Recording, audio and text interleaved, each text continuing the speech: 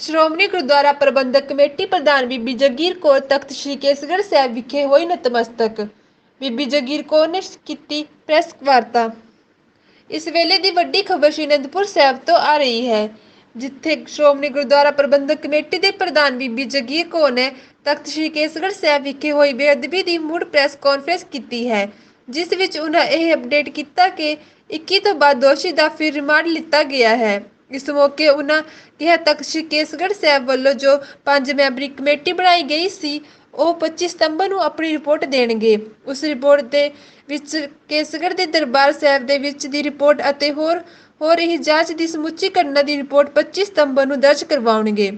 ਇਸ ਮੌਕੇ ਬੀਬੀ ਨੇ ਦੋਸ਼ੀ ਦੀ ਫਿਰ ਨਾਰਕੋ ਟੈਸਟ ਅਤੇ ਬ੍ਰੇਨ ਮੈਪਿੰਗ ਟੈਸਟ ਦੀ ਵੀ ਮੰਗ ਕੀਤੀ ਅਤੇ ਉਹਨਾਂ ਇਹ ਵੀ ਕਿਹਾ ਕਿ ਜੇਕਰ ਵਿਅਕਤੀ ਦਿਮਾਗੀ ਤੌਰ ਤੇ ਪਰੇਸ਼ਾਨ ਦੱਸਿਆ ਜਾਵੇਗਾ ਤਾਂ ਇਹ ਗੱਲ ਸੰਭਵ ਨਹੀਂ, ਕਿਉਂਕਿ ਜੇਕਰ ਉਸ ਦਾ ਦਿਮਾਗ ਪਰੇਸ਼ਾਨ ਸੀ ਤਾਂ ਉਸਨੇ ਇਸ ਘਟਨਾ ਸਥਾਨ ਤੇ ਹੀ ਆ ਕੇ ਘਟਨਾ ਨੂੰ ਅੰਜਾਮ ਦੇਣਾ ਸੀ। ਇਹ ਘਟਨਾ ਸ਼ੜਯੰਤਰ ਹੈ। 4 दिन पहले ही मैं 40 व्यक्ति ਜਿਹੜੇ ਸੀਗੇ ਅਸੀਂ ਸਿਕਿਉਰਿਟੀ ਵਾਸਤੇ ਰੱਖੇ ਹੈ ਸਾਬਕਾ ਫੌਜੀ।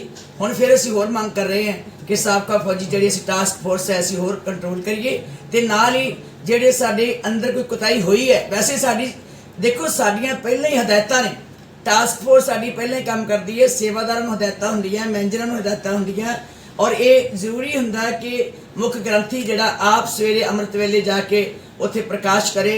ਉਹਦੇ ਨਾਲ ਕਿਹੜੇ ਹੁੰਦੇ ਆ ਇਹ ਸਾਰੀਆਂ ਅਸੀਂ ਚੀਜ਼ਾਂ ਦੇਖਾਂਗੇ। ਉਹ ਤੇ ਹੁਣ ਇਨਕੁਆਇਰੀ ਹੋਏਗੀ, ਉਹ ਰਿਪੋਰਟ ਜਦੋਂ ਮੇਰੇ ਕੋਲ ਆਏਗੀ ਫਿਰ ਮੈਂ ਉਹਦਾ ਜਵਾਬ ਦਿਆਂਗਾ। ਬੈਠ ਕੇ ਇੱਥੇ 5 ਮੈਂਬਰੀ ਕਮੇਟੀ ਬਣਾਈ ਹੈ, ਉਹਨਾਂ ਨੂੰ ਰਿਪੋਰਟ 25 ਤਰੀਕ ਤੱਕ ਤਿਆਰ ਕਰਨ ਵਾਸਤੇ ਕਿਹਾ ਕਿ ਕੀ ਅੰਦਰਲੇ ਪਾਸੇ ਵੀ ਕੀ ਕੁਝ ਹੋਇਆ, ਕਿੱਦਾਂ ਹੋਇਆ, ਕਿਹਦੀ ਡਿਊਟੀ ਸੀ, ਕਿਹਨੇ ਕੋਈ ਕੁਤਾਹੀ ਕੀਤੀ ਹੋਵੇ, ਕਿੱਥੇ ਕੋਈ ਅਣਗਹਿਲੀ ਹੋਈ ਹੋਵੇ।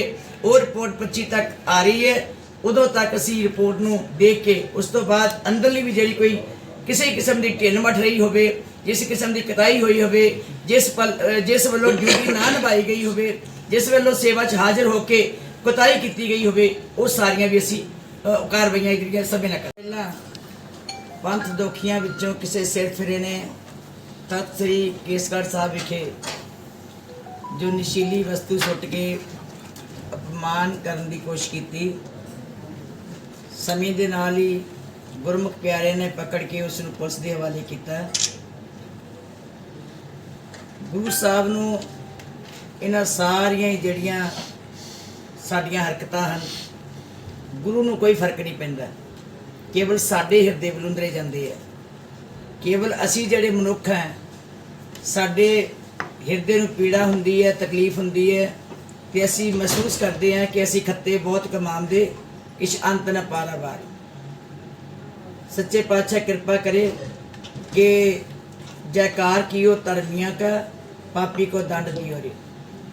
आप ही कृपा करन के जिन्हां व्यक्तियों ने इस शरारत नूं करन विच, जिन्हां ने कराउण विच ते जिन्हां ने साजिश रचण विच ये सारे वसीले कीते है, उन्हां नूं अपने डर तो सौदा भी लावे, सादे भी ਤੇ ਉਹਨਾਂ ਨੂੰ ਸਮਤ ਵੀ ਬਖਸ਼ੇ ਕਿ ਆਉਣ ਵਾਲੇ ਸਮੇਂ 'ਚ ਅਸੀਂ ਲੋਕ ਜਿਹੜੇ ਹੈ ਸਿੱਧੇ ਰਸਤੇ ਤੇ ਪਈਏ।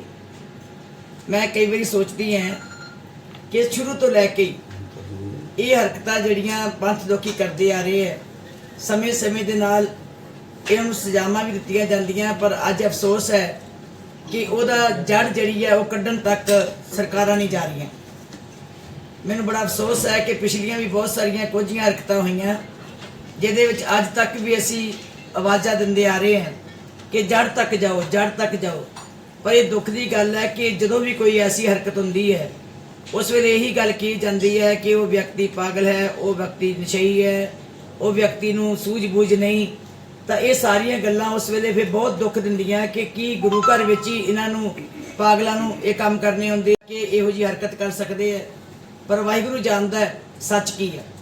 ਅਸੀਂ ਕਿਉਂਕਿ ਮੈਂ ਪਹਿਲਾਂ ਵੀ ਉਸ ਦਿਨ ਆਈ ਸੀ, ਉਸ ਦਿਨ ਵੀ ਅਸੀਂ ਪੁਲਿਸ ਨੂੰ ਕਹਿ ਕੇ ਯੂਆਪਾ ਜਿਹੜਾ ਸੀਗਾ UAPA ਲਵਾਇਆ ਸੀ, ਜਿਹਦੇ ਨਾਲ ਸਾਰੀ ਸੰਗਤ ਨੂੰ ਕੋਈ ਤਰਵਾਸ ਮਿਲਿਆ ਕਿ ਕਮ ਸੇ ਕਮ ਉਹ ਛੇਤੀ ਬਾਹਰ ਨਾ ਆਵੇ, ਅੰਦਰ ਹੀ ਰਹੇ ਤੇ ਕਿਸੇ ਦੇ ਸਾਹਮਣੇ ਨਾ ਆਵੇ ਔਰ ਉਹਨੂੰ ਸਜ਼ਾ ਜਿਹੜੀ ਹੈ ਕਾਨੂੰਨ ਦੇਵੇ।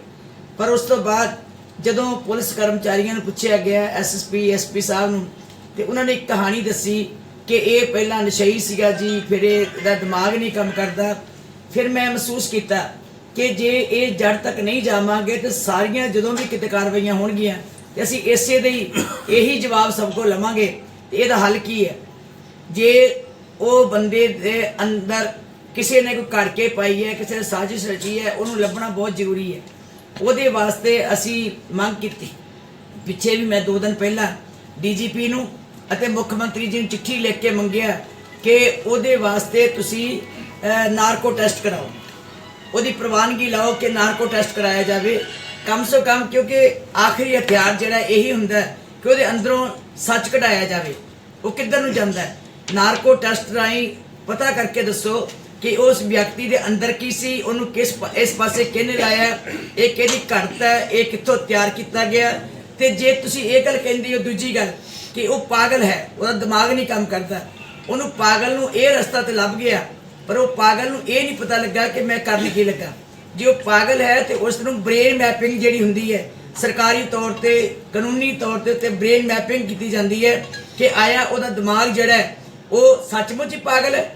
ਸੋ ਇਹ 2 ਚੀਜ਼ਾਂ ਦੀ ਅਸੀਂ ਮੰਗ ਕੀਤੀ ਸੀ। ਅੱਜ ਵੀ ਮੈਂ ਇਸ ਦਿਹਾੜੇ ਦੇ ਉੱਤੇ ਜਿੱਥੇ ਅਸੀਂ ਸ੍ਰੀ ਗੁਰੂ ਗ੍ਰੰਥ ਸਾਹਿਬ ਜੀ ਦੇ ਪਾਠ ਭੋਗ ਪਵਾ ਕੇ ਅਰਦਾਸ ਕੀਤੀ ਹੈ, ਸੱਚੇ ਪਾਤਸ਼ਾਹ ਅਸੀਂ ਸਾਰੇ ਪਾਪੀ ਹਾਂ, ਮਨੁੱਖਾ ਜੀਵ ਜਿਹੜਾ ਖਿੰਨ ਤੇ ਭੁੱਲਣਹਾਰ ਹੈ, ਕਿਰਪਾ ਕਰਨੀ ਇਸ ਜਿਸ ਪਾਪੀ ਨੇ ਇਹ ਕੰਮ ਕੀਤਾ, ਬਾਕੀ ਸਾਰਿਆਂ ਨੂੰ ਪੀੜਾ ਦਿੱਤੀ ਹੈ, ਉਹਨੂੰ ਆਪ ਹੀ ਤੁਸੀਂ ਸਾਰੇ ਦੰਡ ਦਿਓ, ਆਪ ਹੀ ਸਜ਼ਾਵਾਂ ਦਿਓ।